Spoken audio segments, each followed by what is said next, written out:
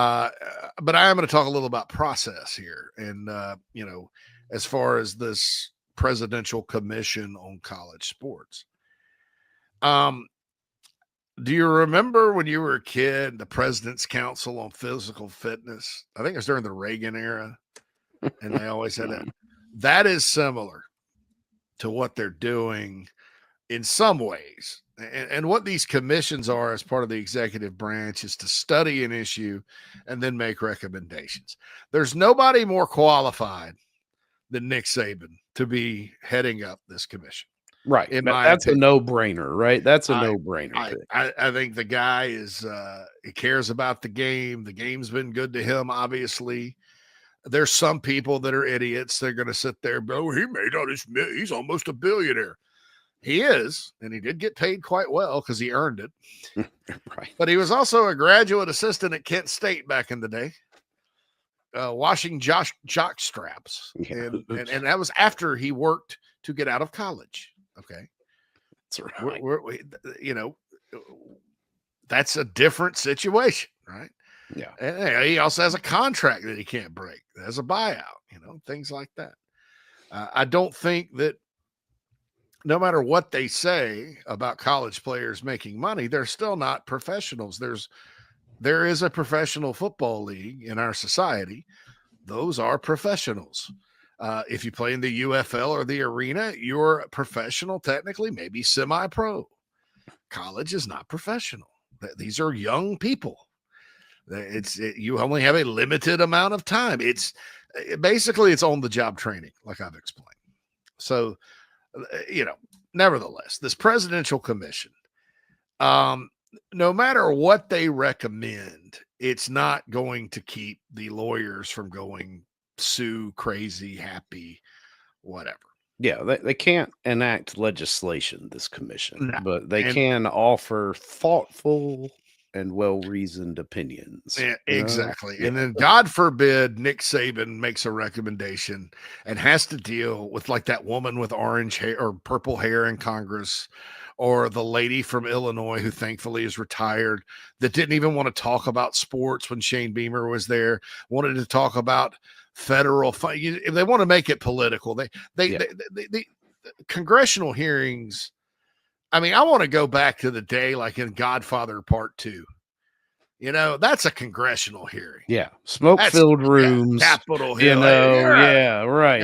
Not this, give me a yes or no answer. I'm reclaiming my time. Yeah, I'm going to pile of crap because they see a camera and they're like the gerbil that gets fed. It sucks. I get nothing out of it. But either way.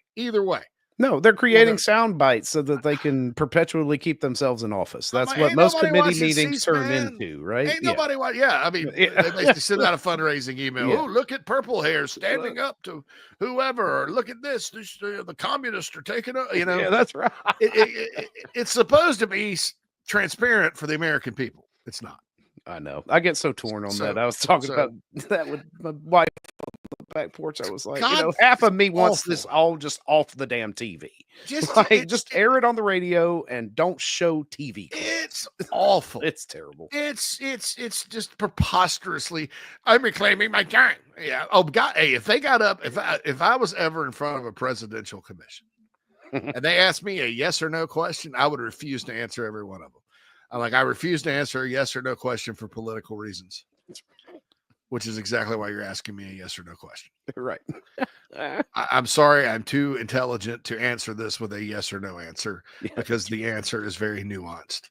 I apologize that you are not intelligent enough to figure that out. I mean, they'd kick me out. I know. Well, one of my snarky responses would be like, in your non-binary viewpoint of the world, you're asking me to condense mine into a binary answer. Exactly. That would be awesome. And then, Phil's held in contempt of Congress and kicked out. I want him hung in the town square. That's right. No, did you hear what he said? Hang Phil Mullinax. But anyway, so God forbid that happens. But look, this presidential commission is great. An executive order is great, I guess. None of that's going to help, folks. None of it. The commission can recommend all they want. The president can sign as many executive orders as he wants. Executive orders are regulations. Now, I don't know because I'm not an attorney.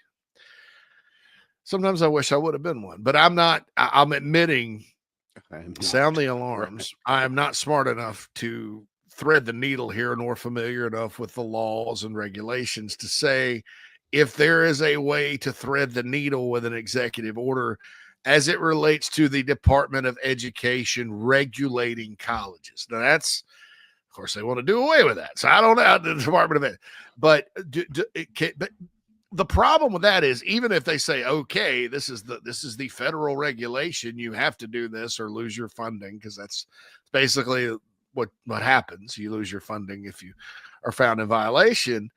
Even if they do that, the next administration, which I think we all know, based on their little going out the door trying to say, no, the rev share has to apply to Title IX, and they interpret it as an educational expense, which is preposterous and ridiculous, which would throw the whole thing into chaos. You know that we change presidents every 4 years, sometimes 8. Right. And we're going to definitely change presidents in 4 years. Now, could that be someone from his party? Yes. Could it be someone from the opposite party? Maybe.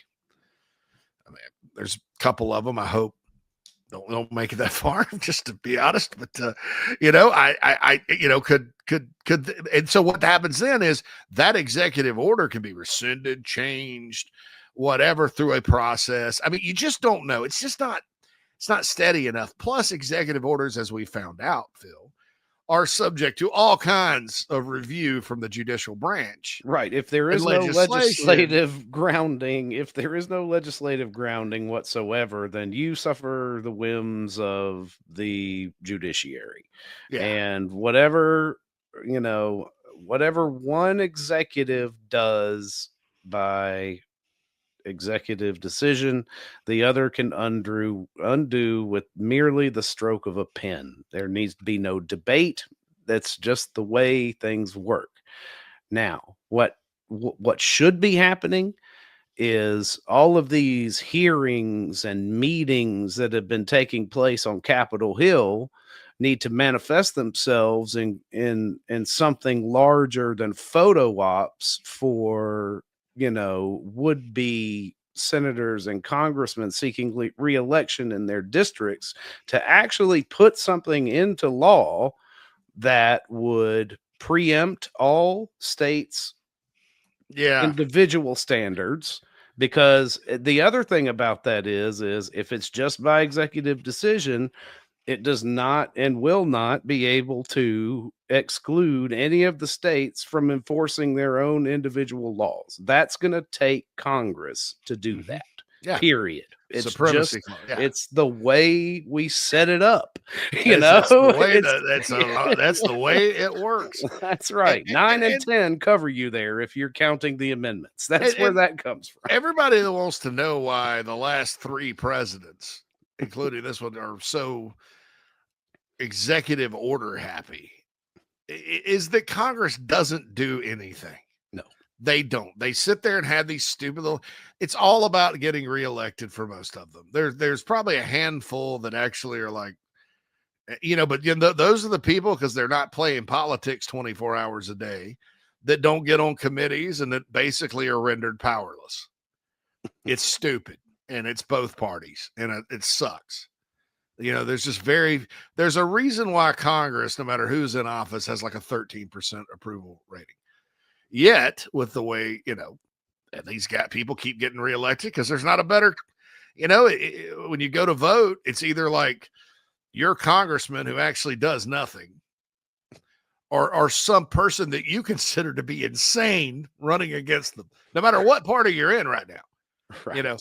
Because if you're on one side, you're looking at the other side going, you are insane.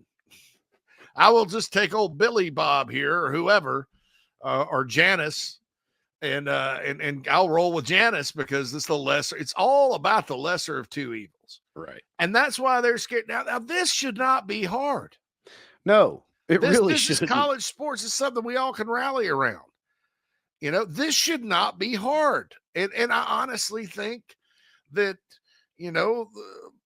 some people that sit there in Congress that are of the belief that we need all, there's one side, there's two, both of them have gotten politics. They've let politics creep in a little bit. One side is like, they want unions because they're beholden to unions, and they don't have the slightest clue about how this all sets up and how it would work. They're just like unions. And then on the other side, you probably have people that want to limit all the compensation and not pay them very much. And what about a college education and all that? And look, whether or not you agree with either side of that, neither one should happen, right? We're here right now. Yeah, right. And so President Trump can do you can have as many commissions as you want, dude. And Nick Saban probably has some wonderful ideas.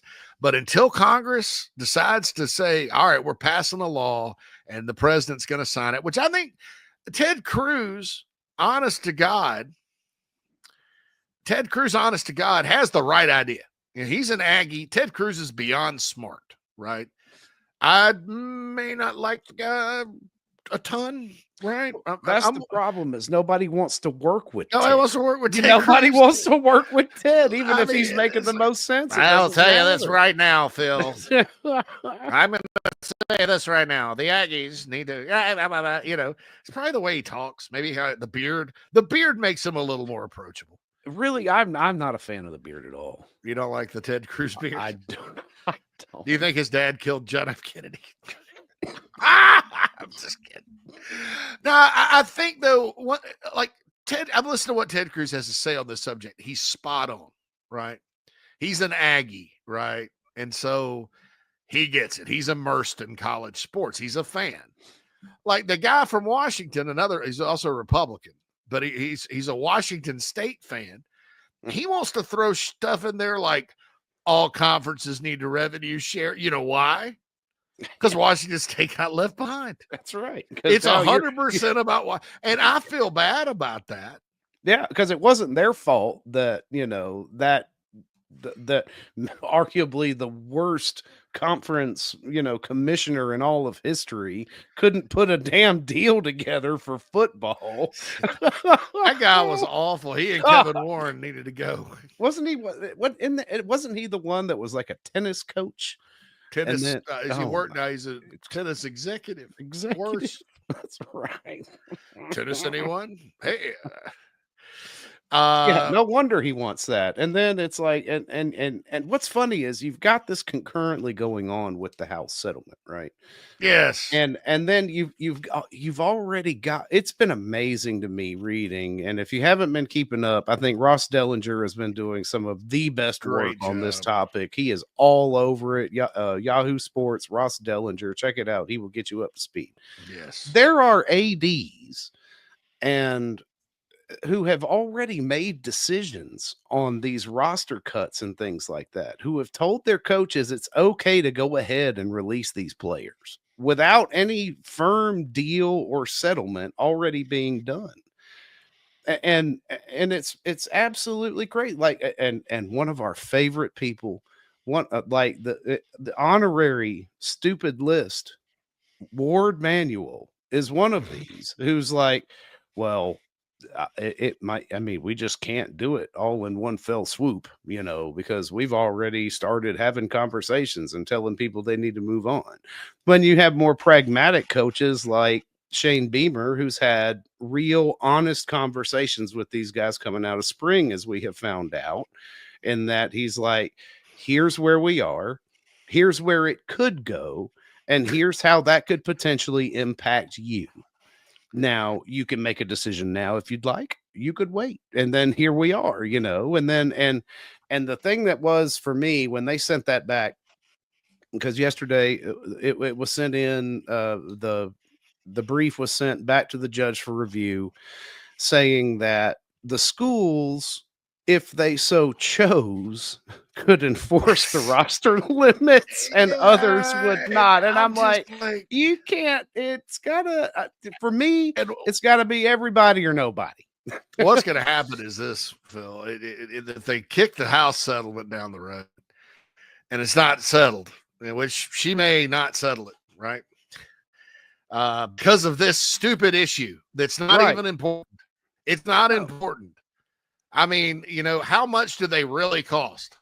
Is it going to cost you more? They're like, oh, it's going to cost us so much more. It's going to cost you so much more to keep about 150 to 200 athletes.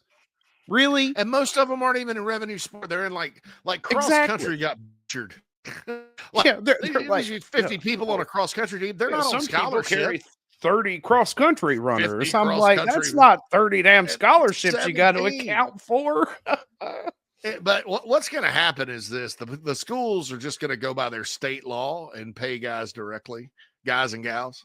Right. And then that's going to be a freaking mess because you're going to have 50 different operating systems and it's no surprise that you got folks like the AD of Nebraska out here saying, well, there shouldn't be any roster limitations at all. It should be unlimited. Yeah, you sit in the #1 university in the middle of a freaking Midwest state that doesn't have any competition around you, and you would be more than happy to suck up and pay every damn one of the players you could get on your roster, and then on the other side of his mouth saying, well, some guys they're going to leave for playing time. They're not just going to hang around for money. I can promise you there is a balance between playing time and money that you can offer these guys to sit and develop. So yes, you could stack all the damn rosters you want to. It's like, well, Nebraska too, man, for right. Again, everybody's got their own team, right? Nebraska for years, part of their program under Tom Osborne was they had the best walk-on program in the country. Yeah. Because they don't have guys that can play. I mean, they don't have a bunch of talent in Nebraska, right? But they do have a bunch of farm boys that are and a lot of them became really good football players, especially on the lines of scrimmage. Mm-hmm. And so unique to them, they want a huge walk-on program. So and that disappoints me because they just named that dude to the college football playoff. Right. And now Jeff Long, who was terrible when he was the college football playoff chair. He was terrible when he was the basketball chair. He was terrible at Arkansas. And he's terrible. It was terrible at Kansas when he hired Les Miles and ultimately got fired. Come on home, buddy. I mean, that guy, what are we doing? We're just recycling. Yeah, is there not anybody else? Athletic director shouldn't be on the committee at all. JC and Mad Dog Mully